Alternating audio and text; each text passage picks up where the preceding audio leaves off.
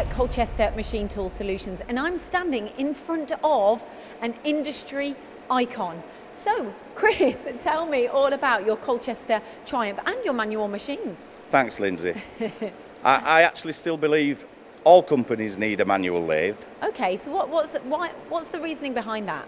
I think if you're working with expensive CNC machines, you don't want to be breaking those down to do simple jobs.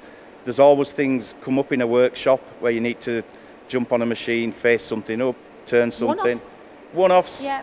And you can do a lot on a manual machine with a good operator. So it's important, I think. It's another part of the machine shop, having a manual machine. But you've also got some fantastic deals on these machines if you're purchasing before the end of the year, right? Absolutely, yes. We've got this great deal on at the moment where you can have a no deposit deal.